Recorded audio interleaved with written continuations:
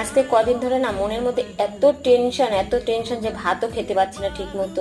মানে মনের টেনশন থাকলে খাওয়া দাওয়া আসে। তো জানো না, সন্ধ্যাবেলায় মেয়েকে নিয়ে যাচ্ছিলাম নাচের ক্লাসে, এত খিদে পেয়েছে, খিদে মনে হচ্ছে আমি মাথা ঘুরে পড়ে যাই। তারপর ছেলেকে বললাম কি বাবু প্রচণ্ড খিদে পেয়েছে, তো বললো কি মা রোল খাবা, আমি বলছি দে। তারপরে এই যে ছেলে একটা রোল কিনে দিল, আর মেয়ে ওই যে রোল খায়নি, ও একটা আইসক্রিম খেয়েছে। আর একটা রোলে কিনেছি, আমি কিছুটা খেয়েছি আর ছেলে কিছুটা খেয়েছে। মানে এতটা বড় রোল না, আমি একা খেতে পারবো না। রোলটা দেখে ভাবলাম কি 40 টাকা দাম নিয়েছে, সেই অনুযায়ী ভালোই বড় দিয়েছে, আমাদের সব জায়গায় এরকম বড় দেয় না।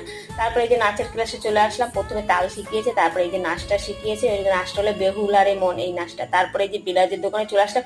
এই বিলাসটা আমি দুর্গাপূজার আগে, কত আগে যেন বিলাস বানাতে দিয়েছি, সেই বিলাসটা আমার নিতে যাবো যাবো করে আর মনেও থাকে না। আর যেহেতু রেডি হয়ে বাইরে বেরানো হয় না, তাই জন্য আর আনা হয় না। তারপরে বাড়ি চলে এসেছি, আর ওই দেখো আমার মেয়ে খাবার নিয়েছিল, তাই ওর বাবা একটা খেয়েছে বলে রাগের ঠেলায় ফেলে দিয়েছে। তারপরে রান্নাঘরে চলে আসে, রান্না আছে, যে ভাত রান্না করছি, ডাল সেদ্ধ দিয়েছি, পটল ভাজা, বেগুন ভাজা, আরো তরকারি রয়েছে।